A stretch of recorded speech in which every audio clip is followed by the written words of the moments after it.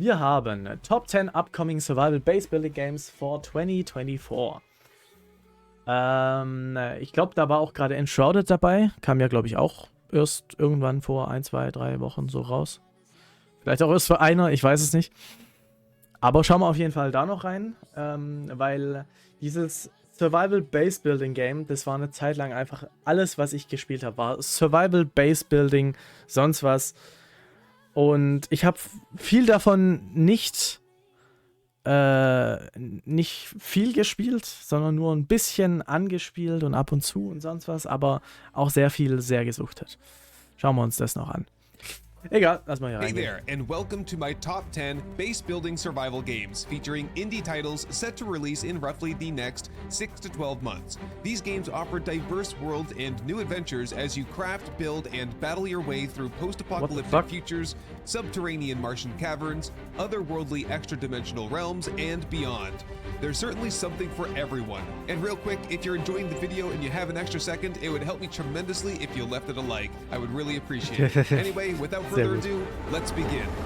Ja, dann zeig mal deine Survival Base Building Dings da Games. So first up, there's this game called Under a Rock, and it's probably in my top 3 on this list. It's an open world survival crafting game that supports 1 to 10 plus players and is being developed for Windows, Linux, PS5, and Xbox Series X. And so you play as a 19th century explorer who crash lands in this mysterious world that's been forgotten by history. And you've got to figure out what happened to this previous expedition, you got to lift a curse, and then find your way back home. And all the while you'll be exploring, crafting, building, and more.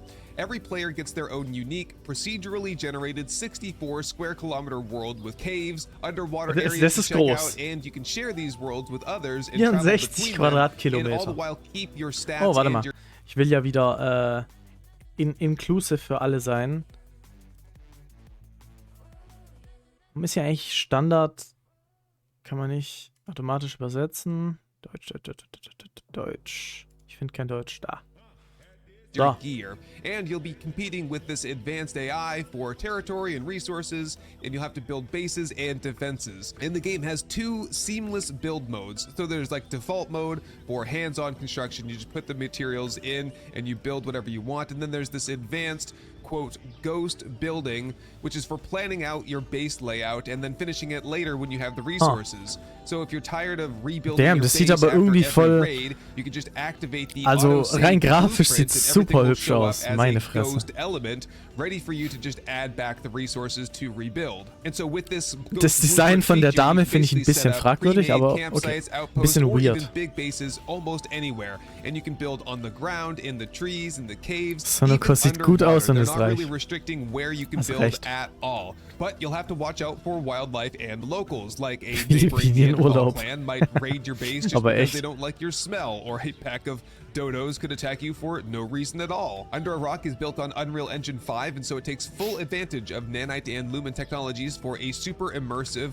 and detailed open world experience with amazing view distances. The character creation system is super robust, letting you fully customize your character. Oh, and you can even tame and ride some creatures. The game's been in development since October 2021, and they're planning to release into early access, but they don't have a date set just yet. Also irgendwie sieht's cool aus, aber irgendwie auch, weiß ich nicht. Hier, Enshrouded, gibt's ja jetzt schon. This next game was literally just revealed a couple of days ago. In fact, I had to cram it into this list, making this a top 11 list just because I could not leave it out. It might look a little rough around the edges, but keep in mind that it was literally just revealed, and so it's quite early in development. But there are already many people comparing this game to Valheim and saying that this is Valheim meets Breath of the Wild. And so it's called Enshrouded, and it's set in the lost realm of Embervale. Basically, your ancestors went crazy. Ich frag mich auch noch, ob ich das Spiel mal spielen soll, ob ich mir das mal zulegen soll oder nicht. Irgendwie sieht es schon sehr geil aus. Aber es ist auch was ich Koop spielen wollen würde.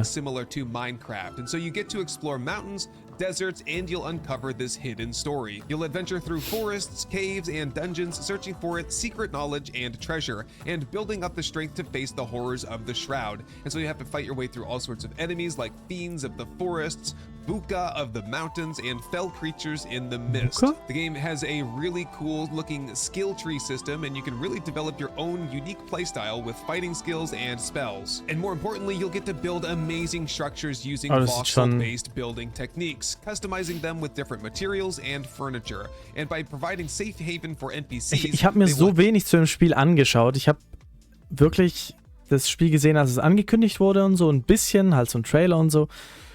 Hab dann jetzt mal ab und zu so halt gesehen, dass es irgendjemand streamt. Ich glaube, Gronk streamt das ja, glaube ich, auch.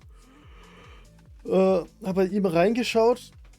Aber irgendwie nur so, immer wenn ich reingeschaut habe, sah es irgendwie so ein bisschen, also zumindest sehr viel schlechter aus, als es hier aussieht.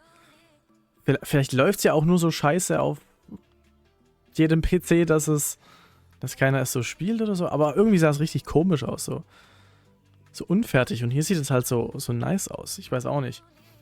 Schau es mir auf jeden Fall mal genauer an. By unlocking advanced workshops and the ability to craft epic weapons and armor. You'll be able to master using a shield, sword, staff, and or bow to take on the Shroud, and you'll be able to team up with friends in up to 16-player co-op gameplay. You will raid, gather treasure, and fight fell hordes together.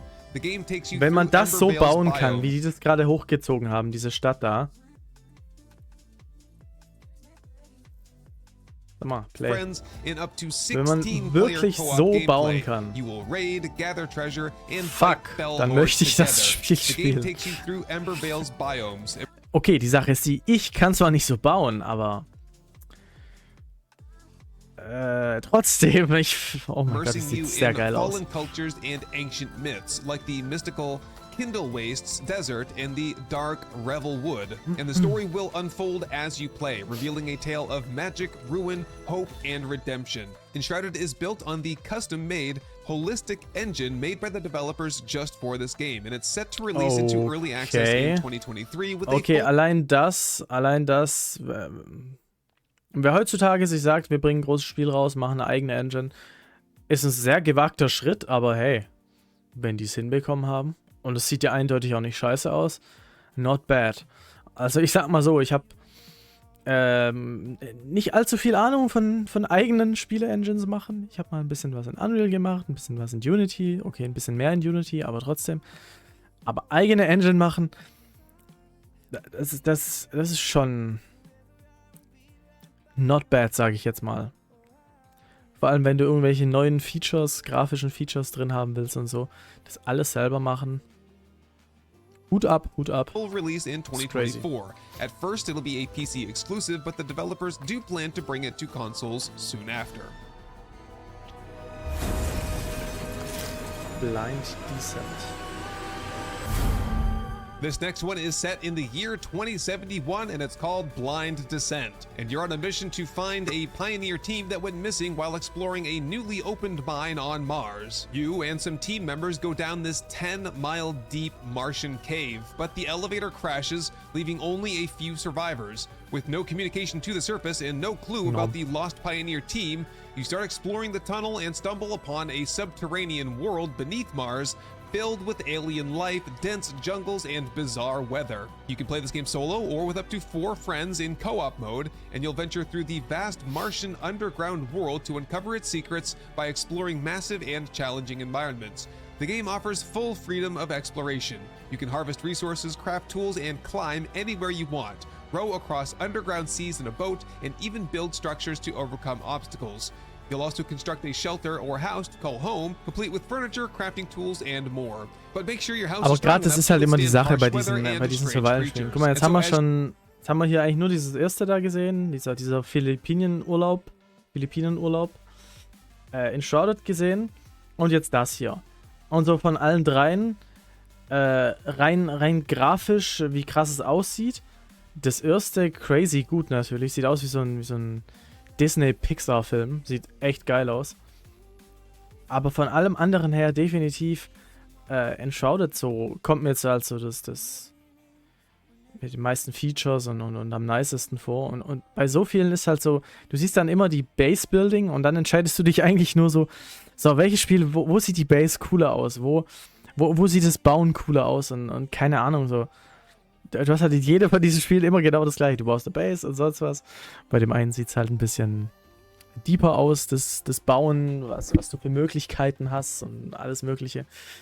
Bei dem anderen dann sehr basic und alles, aber irgendwie ist es dann alles doch, ja, ich weiß, gleiches Genre und alles, aber trotzdem irgendwie dann das Gleiche. Und bei so vielen, gerade auch bei dem Spiel, oder gerade bei diesen Survival-First-Person-Dingern, denke ich mir voll oft, hey, das müsste doch als VR-Spiel geben. Ich weiß, ich bin sehr crazy, was VR-Zeug angeht. Ich würde gerne einfach alles in VR spielen. Was ja auch zum Teil geht, habe ich ja auch schon erwähnt, aber naja, ihr wisst schon. Und manche von euch wissen auch, dass VR ziemlich viel Spaß machen kann. Just saying. Du weißt, wen ich meine. As you progress through the story, you'll improve your crafting skills, weapons, and more, and your goal is to find an energy source that will help you power your printer, presumably a 3D printer, and a signal booster which will help you establish connection with the surface to let them know that you're alive. Blind Descent is still very early in development, but they did have a limited demo event back in March of 2023. They are planning on launching an early access version, but the time frame hasn't been announced just yet. Oh, jetzt muss ich nochmal kurz gucken. Blind Descent. Ganz kurz. Ich habe ein Spiel auf meiner Steam-Wunschliste seit 3 Jahren oder so. Das hat auch irgendwas mit Descent im Namen. Doch, das ist sogar das Spiel. Lol. Ich habe das in meiner Steam-Wunschliste. Und alles, was ich hier gerade gesehen habe, ist alles neues Zeug, sind alles neue Screenshots und so, weil das sah ganz anders aus. Das sah sowas von anders aus. Oh mein Gott, sah das anders aus. Early Access Spiel, bevorstehende Ankündigung, noch nicht angekündigt. Okay. Ja, ich habe mehrere von diesen Games hier so drin. Derix. I've been keeping my eye on this next one for a long time. Imagine this, you and your friends crash land on Earth in a space shuttle and you have to start all over. You'll explore and build a base to defend against mutated animals and humans while uncovering the origin of the defense mechanism that unleashed radiation waves, forcing a few privileged humans to live on space stations. So it's kind of sounding a lot like the 2013 film Elysium so far. The game is called Derix, and it's inspired by games like The Forest. The map features an interconnected subterranean cave system with massive bosses and unique challenges that you need to beat in order to move the story forward. You'll gather resources, chop trees, and mine metals to build a secure base to protect yourself from mutated wildlife. You'll generate electricity using wind turbines, water wheels, and even solar panels. But watch out for weather changes that can impact your power production. You can also automate your base with wooden gutters, water pumps, and pipes to transport logs to sawmills for plank production. As you explore the world, you'll find new recipes for tools and building parts to help you progress. Get ready for thunderstorms, blizzards, and even tornadoes that can affect your daily life and damage your base. Plus, you'll find a canine companion to join you on this survival challenge and to help you out in battles. Derix is made by a solo developer, and it's been a real treat watching all of the updates on Twitter along the way. And it's set to be released into early access in 2024. And I can't wait to see what this game has in store. Also irgendwie sehr cool, weil dieses ganze Strom und Conveyor Belt, also yes, Förderbandsysteme, erinnert mich natürlich ein bisschen an Satisfactory. Aber eben die Oldschool-Variante mit, da ist Wasser und Wasser schiebt dann die die Baumstämme da entlang und so. Und dieses Windmühlending, alles so aus Holz aufgebaut, hat auch was, hat definitiv was. Sieht auch cool aus. Es ist einfach, bei so Survival-Spielen natürlich, man kann sich nicht für das eine Survival-Spiel, das perfekt für einen ist, entscheiden. Also kann man schon, aber ich denke mir halt immer, es gibt so viele Dinger und manche machen halt einfach so ein paar kleine Sachen so cool, so richtig, dass die einfach rausstechen. Und ich weiß nicht, es gibt, glaube ich, noch nicht so viele mit so diesem bisschen Oldschool-Stromerzeugung und so. Ich weiß, es ist eigentlich nur ein Theme für das Ganze. Es könnte auch ebenso wie in Satisfactory neumodisch aussehen, aber macht es irgendwie anders. Es hat so diesen Oldschool-Touch. Ich weiß nicht, es sieht cool aus. The forge's fire has long gone cold. As a true Lord of the Rings nerd, I'm really excited for this next one, which promises to be the first and only survival game set in that universe. Das Spiel macht mich traurig. Return to Moria, Herr der Ringe. Habe ich auf meiner Wunschliste auch gehabt, im Epic Game Store. Ich glaube, nur da kannst du das kaufen. War auf meiner Wunschliste, weil ich dachte, hey, das sieht super, super geil aus. Survival-Spiel, mal ein bisschen anders. Du baust indoor deine Sachen und nicht, also du baust in so einer Höhle, glaube ich, deine Base auf und nicht außerhalb auf Bergen, Landschaft, sonst was. Und ich habe keine Ahnung von Herr der Ringe, deswegen, ich glaube, du baust dieses Moria oder so irgendwie wieder auf, I don't know. Aber anscheinend so ein verbuggtes,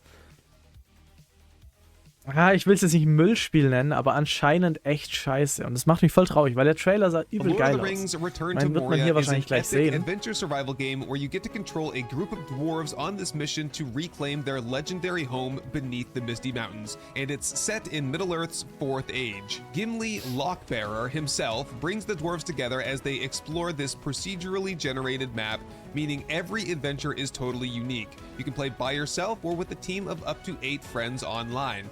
And the game is packed with features like managing resources, hunting, gathering, sleep, temperature and noise management, even dynamic lighting. And you'll face some seriously intense combat against loads of orcs and other unspeakable evils, all while uncovering the mountain's dark secrets. You can channel your inner architect to build epic structures from the ground up, restoring Khazad-dûm to its former greatness, and reclaim famous dwarven landmarks, bring mines back to life, and reignite forges to access hidden resources. And the crafting system looks great. You can loot and craft legendary dwarven gear, upgrade technologies and unlock ich glaube, alles, was er da sagt, ist halt nicht so and you'll wirklich even im find vollen ancient Spiel. magical items like glowing swords, we've all seen those before, maps of mithril veins, forgotten crafting books, and super powerful amulets. And you'll mine all sorts of resources, from the basics like iron, gold, and quartz to also was ich gehört habe, das Spiel soll einfach nur langweiliger als Fuck sein. Es soll nichts da drin gehen. Refine ores, improve gear, and strengthen, repair, and enchant items. You'll be able to create your own dwarves with a custom character creator and personalize them even more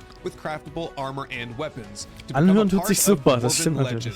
Just a heads up, it is a PC exclusive and will be available only on the Epic Games Store, unlike everything else on this list, which is available on Steam. So keep an eye out for its release in spring of 2023, which is kind of like right now, so hopefully very soon. Your attention, please. This is a state emergency announcement. The Rotor Laboratory, on behalf of the government, assures that none of the bacteriological attacks will harm citizens' health. Next up, we have a post-apocalyptic survival game called Rooted. It's set around the year 2100 after global bacteriological warfare caused civilization to collapse. As one of the few survivors, you've got to adapt and make your way through the ruins. Some areas have been reclaimed. Ey, das sieht doch schon wieder genau gleich aus wie diese. Es tut mir leid, dass ich es jetzt so sage, aber es sieht genau gleich aus wie Day Before. Nächstes Fake-Spiel oder was? Wieder in so einem Laden, er lootet und da gibt's viel zu sehen. Das Spiel kommt raus, den Laden gibt's nicht, der Laden ist leer, da gibt's nichts zu looten. Nee, Spaß. Ich will das Spiel nicht beleidigen, ich kenn's nicht, aber es gibt mir gerade zu krasse Day Before Vibes. And are relatively safe, but urban areas are still super dangerous. And so you'll have to explore either solo or with friends to gather scraps, restore items, and learn how to craft new objects to improve your camp and living conditions. But you've got to stay on your toes because danger can come from anywhere. As you progress in the game, you'll build and improve your camp using items that you farm, salvage, and... Was ich in solchen Survival-Spielen immer wichtig finde, sage ich jetzt mal. Man denke zum Beispiel an Rust zum Beispiel.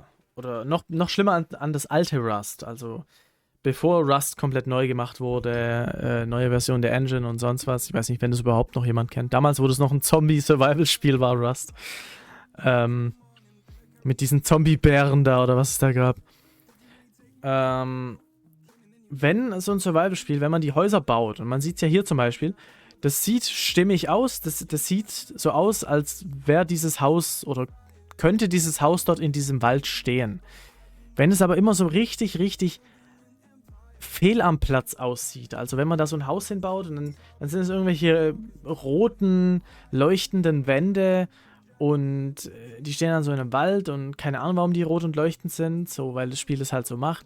Das sieht immer so scheiße, so out of place aus. Und was halt viel ausmacht, finde ich, vom Aussehen und allgemeinen Immersion in so einem Survival-Spiel, ist einfach, wenn die Gebäude so aussehen, als würden sie dorthin gehören. Also als wäre es plausibel, dass sie dort in einer Survival-Situation gebaut wurden oder gerade gebaut werden. So. Also so wie hier. Es sieht halt stimmig aus. Passt so dahin. Da gibt es halt echt so schlimme Beispiele, wo das nicht so ist. Und dann denkt man so, sieht so kacke aus. So hingekackt. So weird einfach. Wait. Natürlich gibt's auch andere Sachen beim Spielspaß, außer Aussehen und so.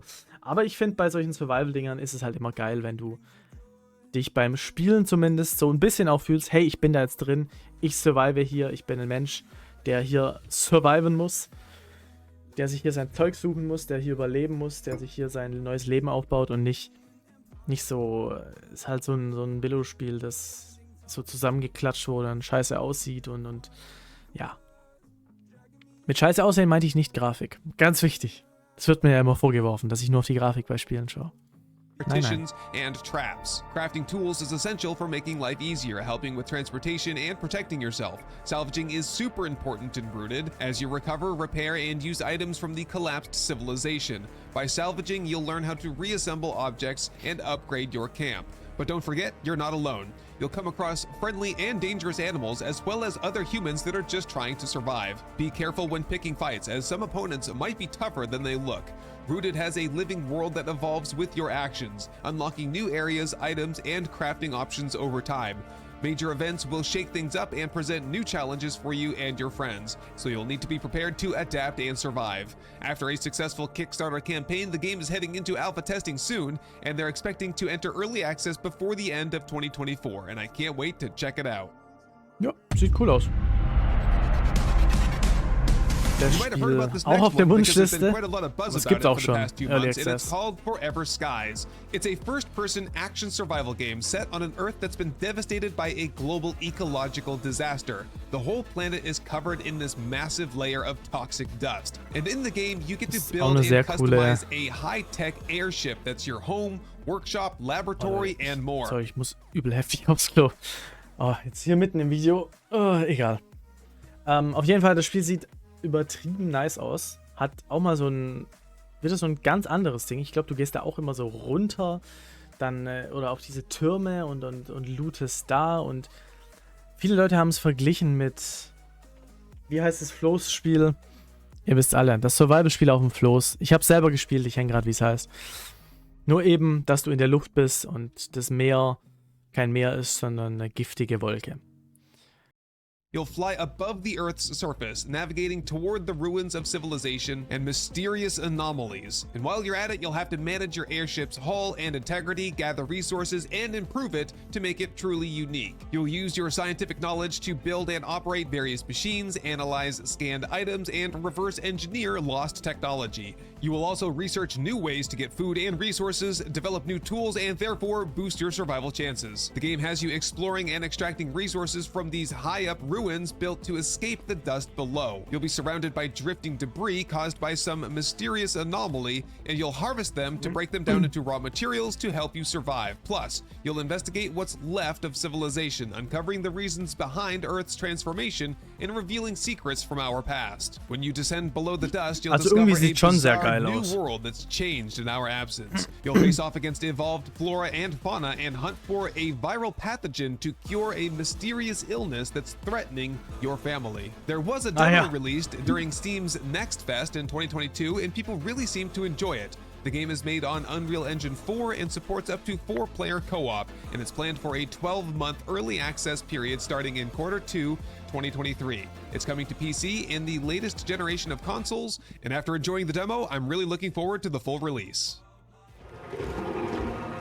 For you, the year is 1889. Das sieht auch cool aus, das Spiel. Das habe ich auch schon gesehen. The world as you know it teeters on the brink.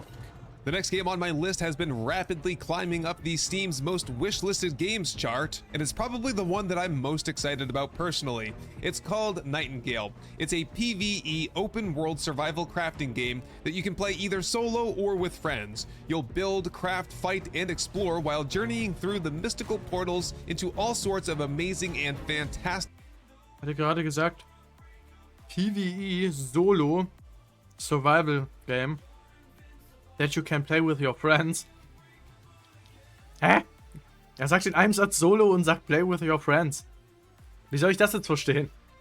Naja. Mystical realms. You'll be stranded in these gorgeous yet dangerous Fey realms because the arcane portal network has collapsed, and your mission is to become a skilled realm walker, navigating a web of transdimensional portals to get to Nightingale, the magical city that's humanity's last stronghold. So get ready for an adventure through enchanting Fey wild forests, treacherous swamps, and gleaming deserts as you unlock portals leading deeper into Fey lands. You'll have to cook meals, build shelter, and muster up the courage to face many challenges. You'll craft tools to harvest resources like trees, ores, and plants, and find even rarer materials hidden in the realms. As you discover new schematics, you can assemble the equipment and weapons you'll need to survive, and you can even enchant your gear with magical properties using special ingredients and arcane technology. Richtiger Fortnite-Leiter, dieser Regenschirm. Übrigens, ganz kurz bisschen off-topic. Wenn ihr das noch nie gemacht habt, einfach nur Kartoffeln in Ecken schneiden und dann, wenn ihr zufällig frischen Rosmarin daheim habt, wenn es bei euch wächst oder so, was ja viele im Garten haben, wir zum Beispiel hier auch, einfach so wirklich ganze Stränge von diesem Rosmarin einfach draufschmeißen.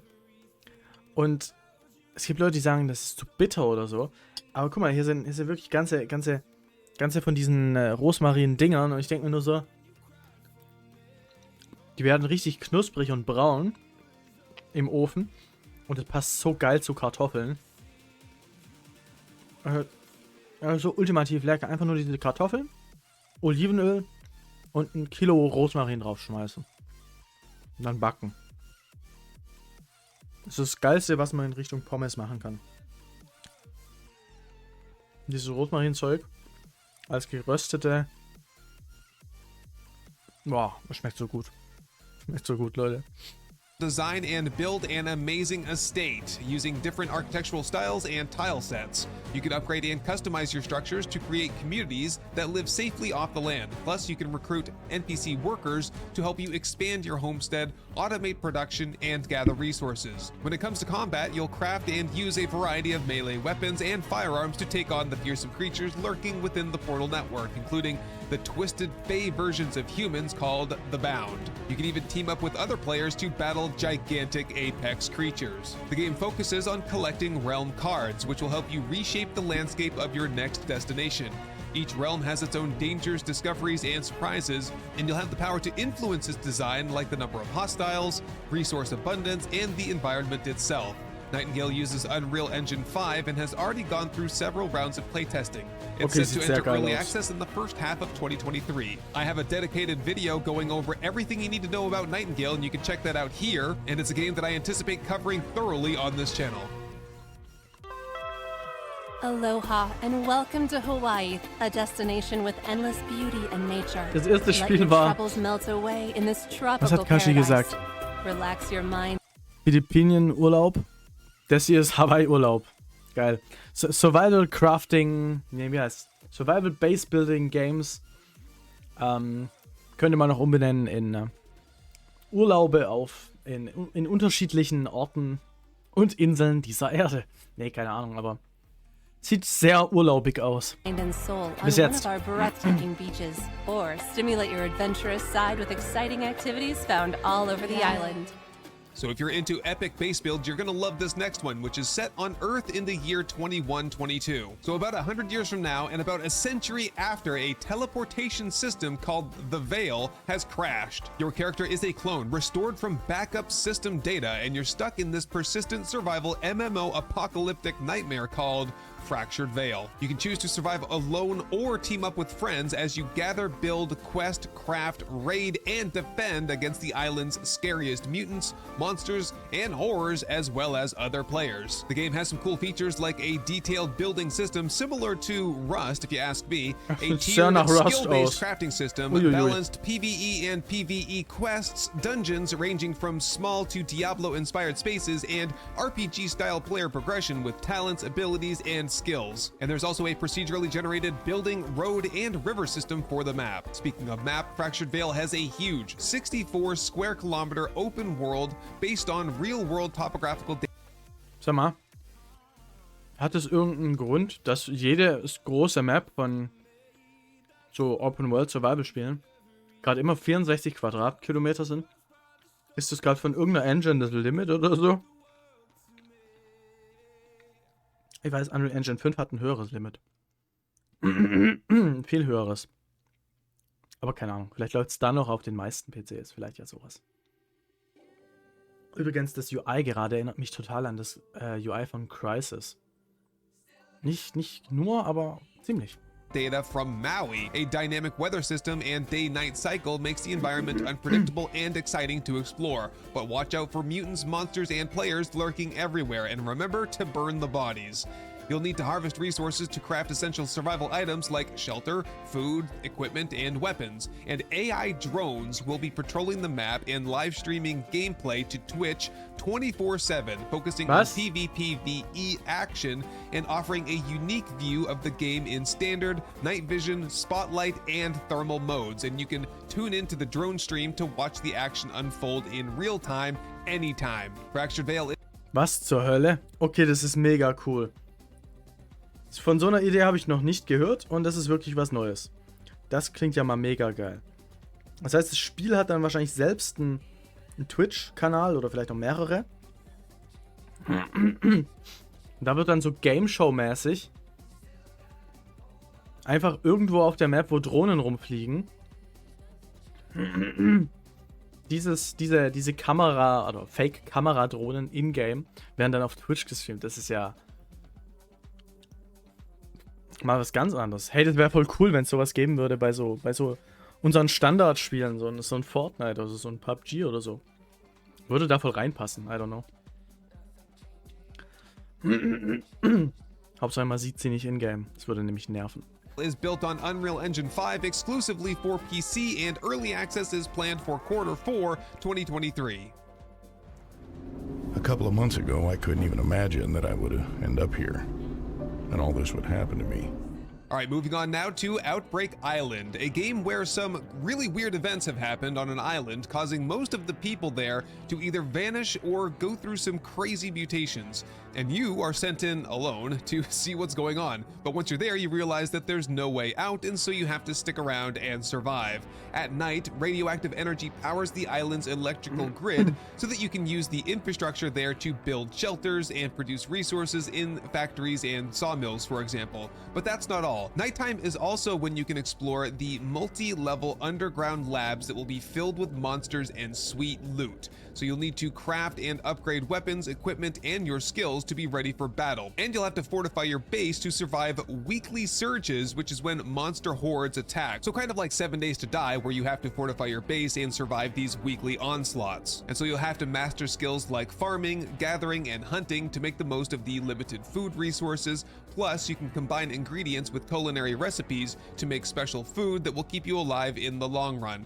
Outbreak Island has a completely open 20 square kilometer world with tons of diverse locations and landscapes. Just fuel up your vehicle, grab some supplies, and set out on an adventure across the island's uncharted terrain.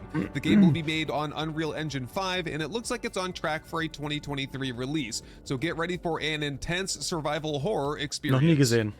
All right, last one on this list. Technically number 11 on my top 10 list. Go figure. You get one bonus one. This one's called Grand Emprise Time Travel Survival. Kind of a mouthful. But this one takes you on a journey through different eras of time. So you start...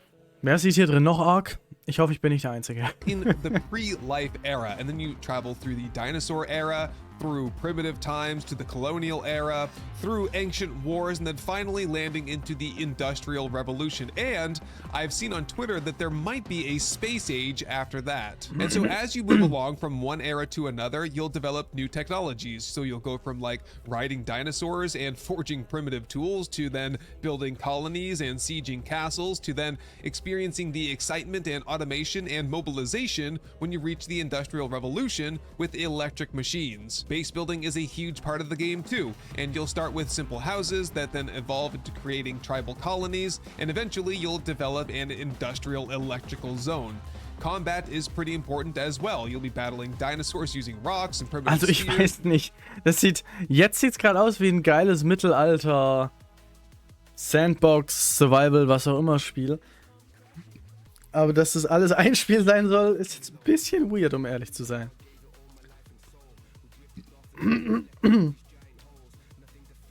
Was wollte ich gerade noch sagen? Durch diese Zeiten, durch diese Zeitalter und so reisen, hat mich auch gerade ein bisschen an was erinnert, was ich vor kurzem mit einem Kumpel besprochen hatte. Ich weiß nicht, wer von euch damals Ding gespielt hat, 2007, 2006, keine Ahnung, wann das rauskam. Spore hieß das Ganze, von EA, beziehungsweise von, wie heißt es, Maxis oder so, von denen entweder Sims ist oder Sims war, ich weiß es nicht mehr genau. Oder Maxis? Irgendwie sowas.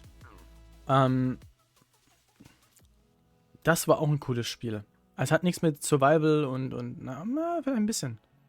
Base Building auch nur so ganz unbestimmt, aber das war mega cool. Das war mega cool. Da hat man ja auch angefangen als Spermium-Einzeller und später ist man durch Space gedüst in seinen selbstgebauten, in seinen sehr detailreichen, selbstgebauten Spaceships und als selbst designte Kreaturen und sonst was. Es war super cool. Ich will immer noch ein Spore 2. Ich will es immer noch. And then you'll move on to sharp swords and finally into firearms. And you'll also spend a lot of time exploring and gathering resources, which are essential for your survival and advancing through the eras. So you'll need to collect unique resources to develop new technologies. And some cool things that you can do include collect unique resources, essential firearms, rocks, das ist immer noch das gleiche spears, Spiel. and then you'll move on. Guck mal. Dinosaurier, Primitiv, Speere, bla bla. To sharp swords and Da hast du Dynamit finally geworfen. into firearms. Da hast du einen Thronsaal in einer And you'll also spend a Ritterburg. lot of time exploring and gathering resources. Und dann bist du bei so einer fucking Ölraffinerie oder Which are was zur essential for Hölle? your survival and advancing through the eras. So you'll need to collect unique resources to develop new technologies. And some cool things that you can do include sieging castles, flying in hot air balloons, Was automating zum your Fick? world with machines and electricity, and even building and sailing industrial ships and aircraft to rule the skies. The game is expected to release on PC sometime in 2023, and it is made by a solo developer. So if you're eager to dive into these worlds and test your survival and building skills, keep an eye out for release dates and announcements from the developers. I'll also be following the progress of these games closely, so don't forget to subscribe to the channel for updates, gameplay, reviews, news, tips, and more. And thank you very much for joining me for my top 10 survival base building games of 2023 and 24, and I'll see you hopefully in the next video. Vielleicht sehen wir uns im nächsten Video her. Ganz Nerds in Stil. So, mal kurz hier durchüberlegen. Was war jetzt? Under a Rock. Beziehungsweise, er hat gesagt, es gibt alles oder das meiste auf Steam. Deswegen schaue ich nochmal ganz kurz, was mich davon jetzt wirklich interessiert hat. Under a Rock mache ich mal auf die Wunschliste. Ihr wisst, meine Wunschliste auf Steam ist hauptsächlich... Wow, das ist laut. Ist hauptsächlich ein Ding. Spiele, die ich nicht aus den Augen verlieren möchte. Hat nichts damit zu tun, dass ich das jemals spielen will oder so. Dann Enshrouded gibt es zwar jetzt schon. Das kostet 30 €. Okay, ich dachte, das wäre teurer oder so. Sehr positiv. 85% positiv bewertet. Machen wir auch mal auf die Wunschliste. Es ist schon auf meiner Wunschliste, gut zu wissen. Was war da noch dabei? Das ist sowieso auf meiner Wunschliste. Derix. Nee, Rooted. Nicht unbedingt. Forever Skies ist auch auf meiner Wunschliste. Nightingale. Das ist tatsächlich auch auf meiner Wunschliste. Das war, glaube ich, komisch. Fractured Veil. Das war das mit den Drohnen. War ein bisschen weird. Outbreak Island auch. Und dieses Time-Travel-Ding. Ich weiß ja nicht. Naja, gut. Haben wir ein paar interessante upcoming Survival-Base-Building-Spiele gesehen. Von denen ich bisher entweder noch nichts wusste oder nur teilweise was wusste.